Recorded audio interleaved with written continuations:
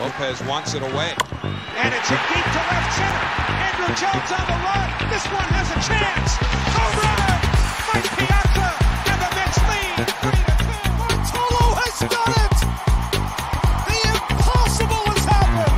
This is one of the great moments in the history of baseball. Ladies and gentlemen, Mets fans of all ages, here is your host, Nick Durst.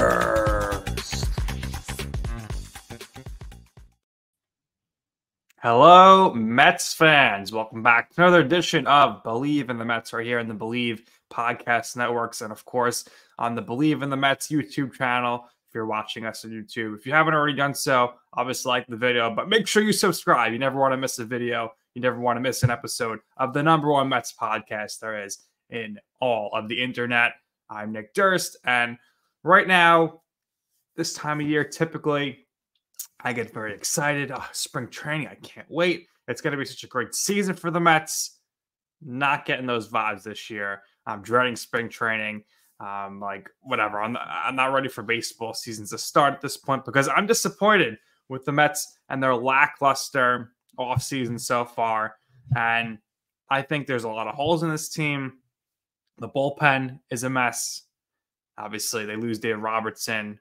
He's a big loss. Ottavino's not with the team right now as well. The starting rotation, I'm very worried. All these guys coming off awful career worst years, like Severino, like Hauser, like Manaea, who was in the bullpen, and now have to bank on them to be starting pitchers and do well. And the DH position and just the offense in general, I'm very skeptical here, putting all my cards in one basket and hoping Brett Beatty and Marc Vientos are silver sluggers this year. The Mets, they need some solutions. They need to figure out some solutions here, and nobody better to join me to talk about solutions than Marc Simon from Sports Info Solutions. Marc, thank you so much for joining the show. If David Stearns called you up, he called the office, he said, "Hey, Marc, I need you on my analytics team. What are you going to say?" And he just says, "What should I do right now throughout this offseason? What advice are you going to give him?" Well, first, I would ask him if I could join Jay Horowitz and be the team historian or co-historian, because I think that my area of expertise lies as much in that sort of thing as it does in the analytics and solutions, as you mentioned. If I was David Stearns right now, I think the first thing I would be trying to do would be to upgrade the bullpen. I think that's pretty obvious. I think a lot of people have talked about it. They don't really have an eighth inning guy at this point. You can hope, you can wish that I suppose some of these guys could emerge, whether it's, I don't think it's Bickford. Maybe it's Drew Smith. Maybe it's Jorge Lopez. Maybe it's Michael Tonkin. It's also volatile out there. You'd like to add some a kind of a more known commodity, whether that's an Ottavino type or whoever.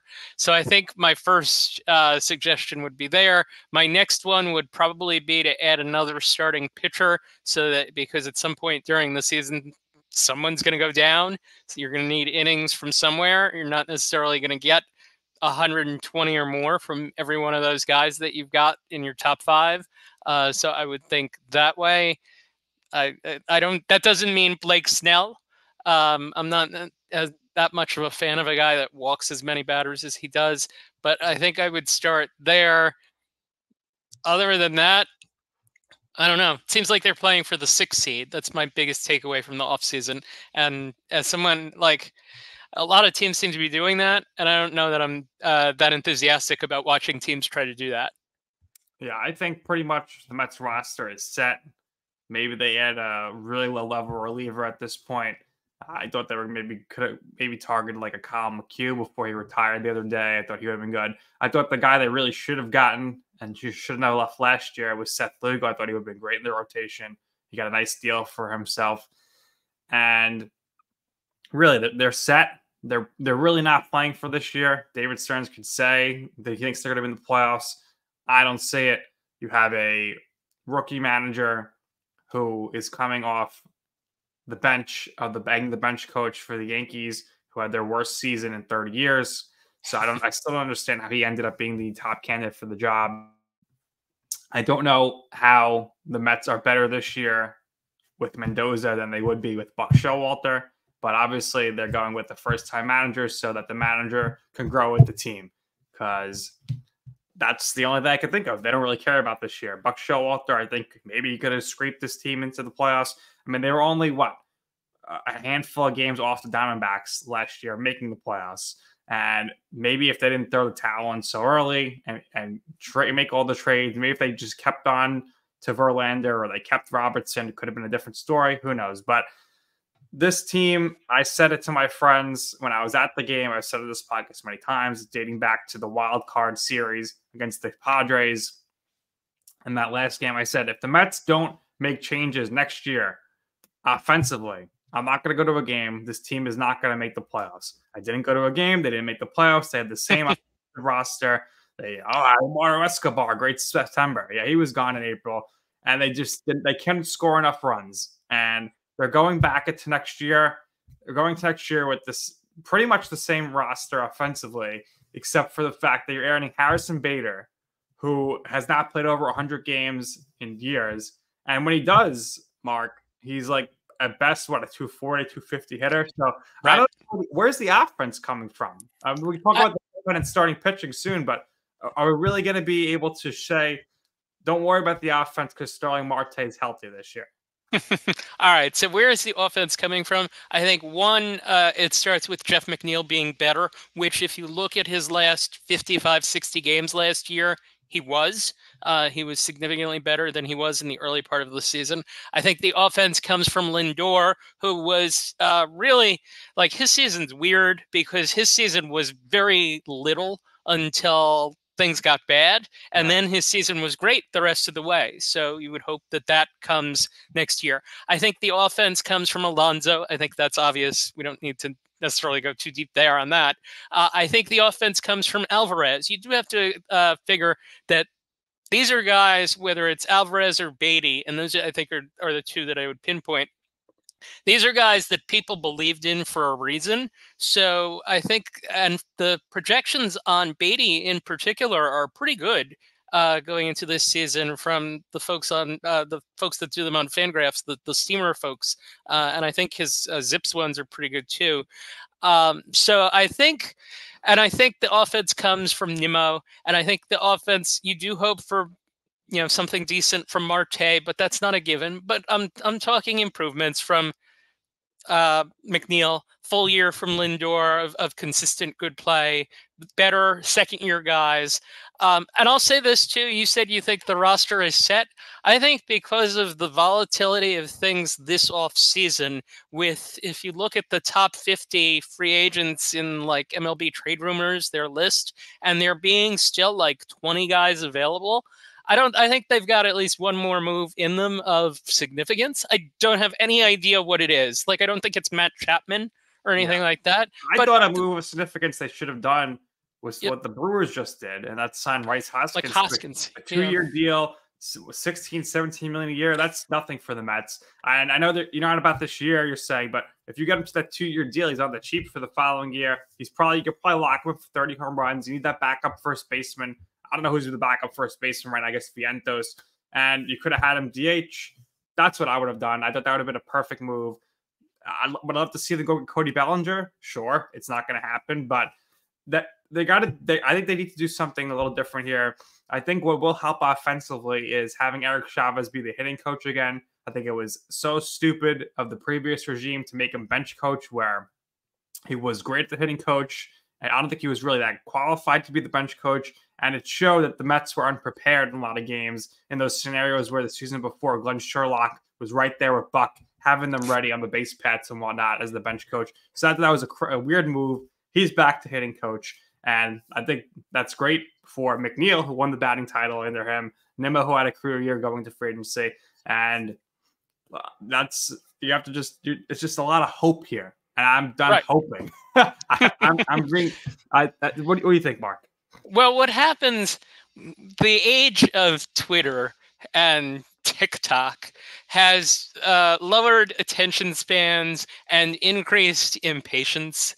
And you say you're done. 2 years ago, they were really, really, really good. 2 years ago, they had a team that you thought could win the World Series.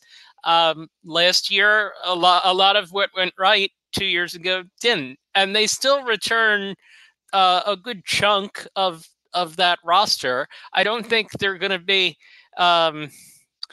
I don't think they're going to be embarrassed. I think they're right there. I think I said this. They're right there for the 6th seed. They're going to add a piece that'll probably add a few winning percentage points that could make a difference here or there, because that 6th spot is going to be a really tight race, as it is going to be every year, because you're going to have all these teams that are going to be right around 81, 82, 83 wins. And as the Diamondbacks showed last year, just get in, and you never know what could happen. And I would tell a Met fan, I think that you have a right to be unhappy and dissatisfied with the offseason, but don't judge it till it is complete, and don't necessarily let that ruin your perspective going into 2024, because there is still some good on this roster. And yeah, the pitching staff is annoying right now, but maybe it gets better with a signing or a deal or two. Well, Marc, you're very positive. I, on the other hand, am negative, Nick, and I'm not looking forward to this. Now, like I said, I always look forward to the season. This year, I'm not, because it all started with firing Buck. Didn't like that. You hire Mendoza. You get as many Yankees as you can. That just annoys the fan base. You couldn't get Yamamoto. They tried. You weren't in Ohtani. Every year you hear the Mets are going to go after the big free agent. They didn't go after Judge last year. We'll see about Juan Soto next year. I don't know why Juan Soto would come to a team if they're not making the playoffs. We'll see there. But, you talk about the Mets adding. I think 2024 is going to be uncompetitive. I think a fire sale is coming at the trade deadline because, again, none of these guys are Stearns guys, okay? He wants to evaluate. He wants to make moves. I think if the Mets, let's say the trade deadline, they're like, a game or two within 500 either way. I think they're more likely to sell or stay put than they are to buy. So I think that if Stearns could find a taker for Jeff McNeil, he'll deal him, because they acquired all these shortstops at the trade deadline last year. They want Acuna to play. They want Williams to play. I think that for some reason David Stearns is not a big fan of Brandon Nimmo. No one's going to trade for him for a 7-year deal, but he's making all these confusing comments. Like, is Nimmo playing left field with Bader? He's like, oh, we have to work it out. We can't commit to that yet. What was that all about? So I get a feeling like Stearns doesn't like a lot of these guys. And the big thing here is that I think that Pete Alonso, I think he's very likely to be traded this season, because I think Stearns is a guy where he sees like, if we can get something for this guy, I want to get something for this guy, bring some prospects back. And I think at that point, like, people always say, I'll trade him and then resign him. That only has happened once in my memory with Aroldis Chapman. So I think if you trade Alonso, you got to be ready for the PR hit that's coming with that. Because the fans, if they haven't already done so, turned on David Stearns. If he trades Pete Alonso, the media is going to the fans. I mean, no one's going to come to the games as is already this year, but forget about the second half of the season with the media. I don't know if David Stearns can handle that, but you're shaking your head. You're laughing. It seems like you don't think the Mets are going to trade any of these guys. I think you have a lot of hot takes, and it's January, right? Like it's not March. It's not March 30th. It's January 25th when we're talking here. I think you are correct in that David Stearns does not have a sentimental attachment to any person on this team. That said, I think he understands, as someone that grew up as a fan of the team, that trading Pete Alonso would be viewed as a massive negative unless he got immediate, highly competent regular major league players, or got the very top prospect in all of baseball, like Jackson Holiday or something of that ilk. Yeah. And for that, I think they will in the end. Steve Cohen's not stupid when it comes to something like this. Steve Cohen understands the implications of trading Alonso. They're not trading Pete Alonso. I refuse to believe it. I will believe it the day that it is done. It just doesn't make sense to me. I can understand the idea of not wanting to give him 8 or 9 years because of the aggressive nature in which he plays in the field, and the fact that he slides and dives all over the place for balls. combined with the fact that he gets hit by a lot of pitches, you do worry about injury there. And just his build in general is something where you would say anyone with that build is probably a little bit more conducive to certain types of injuries. But at the same time, he's still got a good number of good years in him. He's on a Hall of Fame path right now. I mean, it'd be really rough to exactly that, and that's why I think they're not going to trade him. Jeff McNeil would be an interesting one because his contract kicks in, or his contract kicked in essentially last year, and now the numbers start to get a little hefty for him. I'm of the belief that Jeff McNeil is going to hit this year, maybe not 326, maybe in the 290s with a high on base. I am not particularly concerned about him. I think he will be better. I think they will find a place for Acuna to play. I don't know necessarily where that place will be. Things happen. Guys get hurt. Guys go into slumps. You try things. You try new positions. All sorts of things could happen there. I think center field is very much up for grabs. I don't necessarily think that David Stearns has something against Nimmo.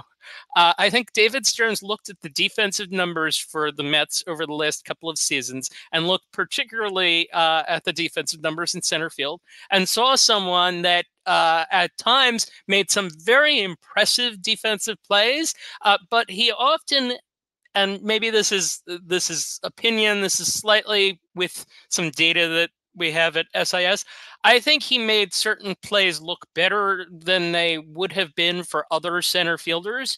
And he missed a fair number of balls. As the season got worse, it seemed like he missed more balls.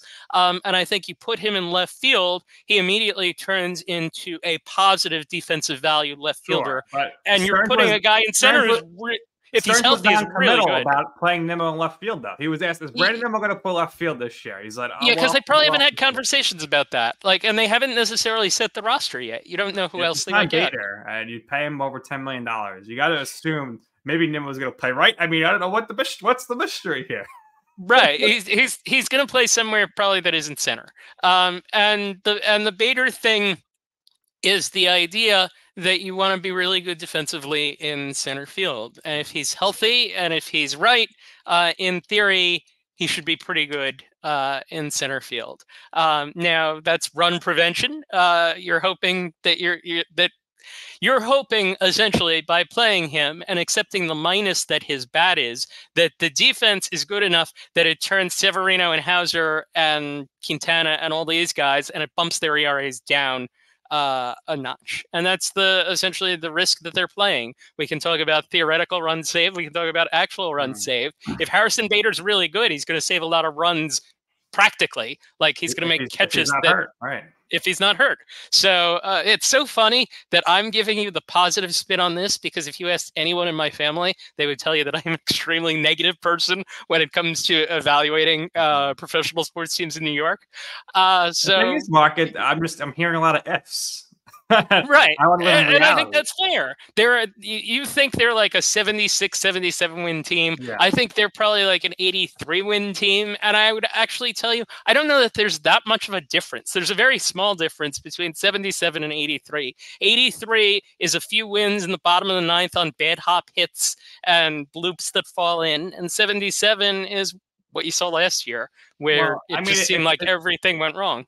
It's great that DS is back, but I can't envision him ever getting the ball with the lead. I think the bullpen is trash.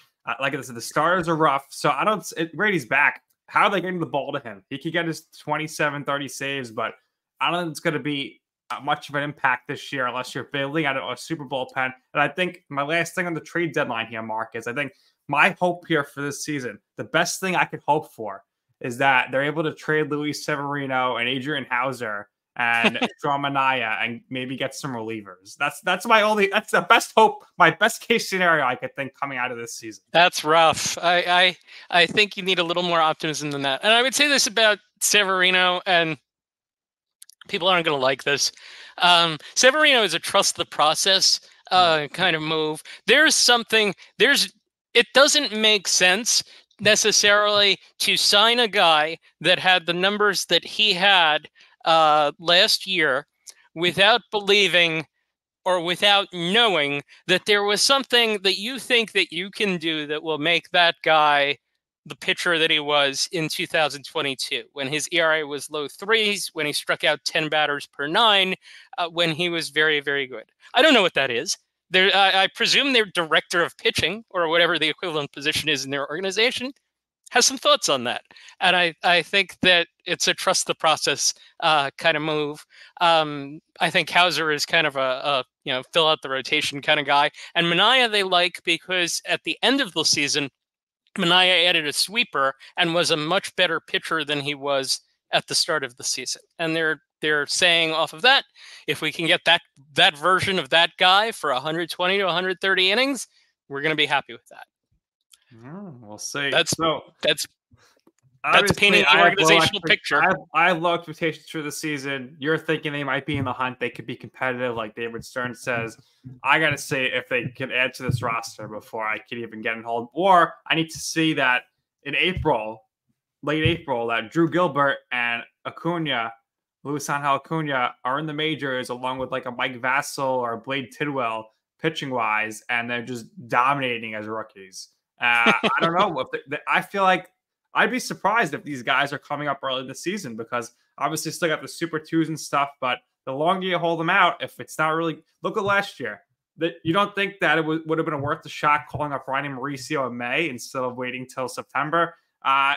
Yeah, nothing to lose there. But that was more, selfishness, ego-ish in the way of Billy Epler telling Buck Showalter, hey, listen, we're going to bat Bill back fifth every day.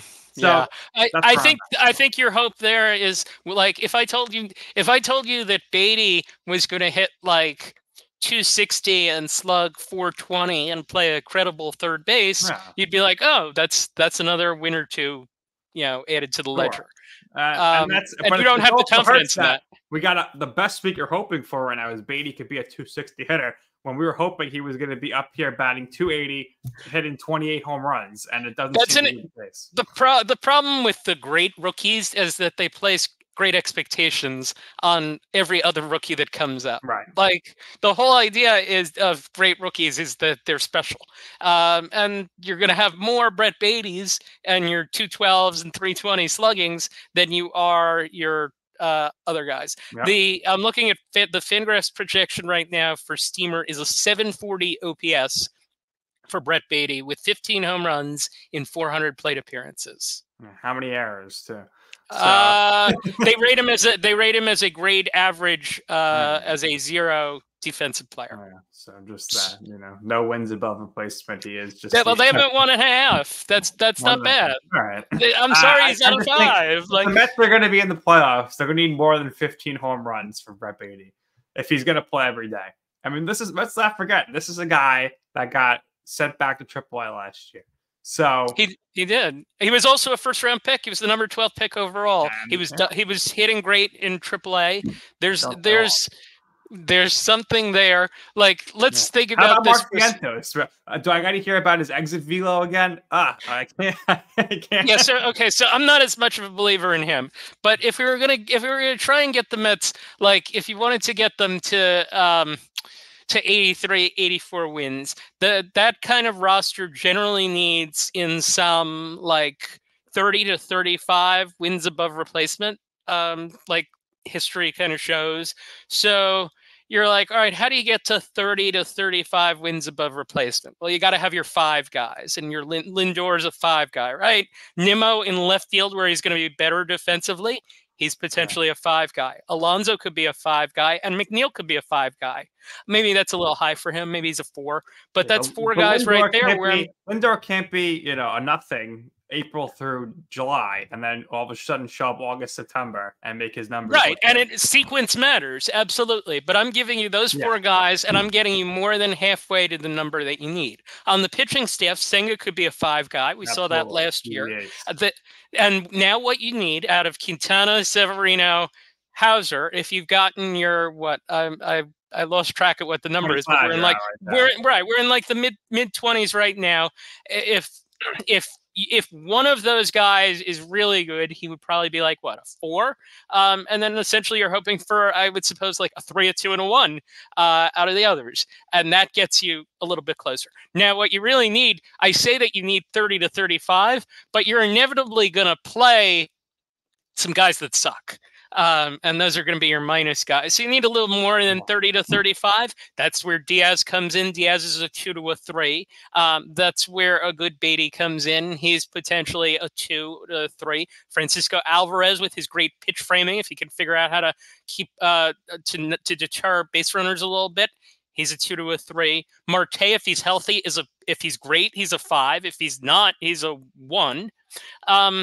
Yeah, interesting way to think about that. Right. I used to write this article for ESPN.com each year, for like 2 or 3 years, and it's a fun exercise to just kind of sit there and be like, boy, I hope he's a 5. Boy, I hope he's a 4, and it kind of makes it more clear in my mind that they're an 83 win team, and that it's at least feasible. Like, we're not asking Joey Wendell to be a 4. We're asking Joey Wendell. Joey Wendell might be getting a lot of playing time. That's a minor thing, but like, is Joey Wendell so much of an improvement over Luis Guillorme? I guess maybe he's gonna play outfield. I would like to see Luis Guillorme not go to the Braves. He's gonna kill the Mets this year, just like Travis Arno always did. See, those are things that you can't measure, but it's fair to be worried about something like that. Joey Wendell's a 1, though. On a good day, Joey Wendell's a 1. On a bad day, he's a 0. So, and then Narvaez hits. Maybe Alvarez doesn't hit, Narvaez does. Maybe they trade Narvaez and they bring back Tomas Nido again. Right. But my point is that there's enough there that you can at least think that 35 WAR and 83 wins. It's going to take a lot of guys who are going to have career years in order, especially on the pitching end of things, in order for things to shake out. Hope I'm wrong. We'll see what happens. Mark, last thing here. What year do you anticipate the Mets returning to the playoffs? I would think they'll be back at the playoffs in 25. I think they'll go aggressive. I think they will prefer the free agent market of 25. I don't think that Steve Cohen has the patience to sit through more than 2 bad years in a row, whether this year is a bad year or not. I think 25 is realistic. I don't think 24 is impossible, though. All right. I think it's going to depend on when and who the next manager of the team is. That's my prediction for the Mets. Next year. So you've already gone to the All-Star break with trades. You've already gone to the next manager. You're a tough fan. Yeah, because here's the thing. The next offseason is tremendous. Like they should go get Juan Soto if they can, sign Alonso, bring back Zach Wheeler, Corbin Burns is out there, right? So they could switch things up real quick. It also depends on the player development, but also I don't know if Carlos Mendoza is the right guy for the job. But the thing is, all those free agents, Mark, if they got the option to come to the Mets, who in my opinion are not really a competitive team this year. It's all about the money. No, because look, if the Mets are offering the same money as the Yankees or the Dodgers, right, and those teams are in the playoffs, like it just happened with Yamamoto.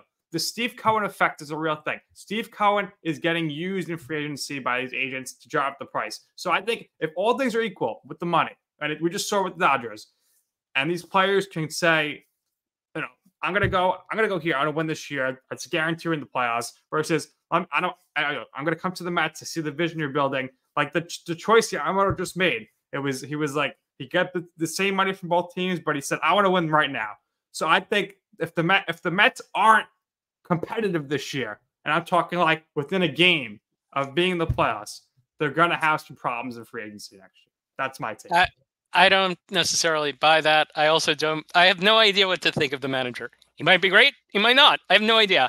I think that's a work in progress.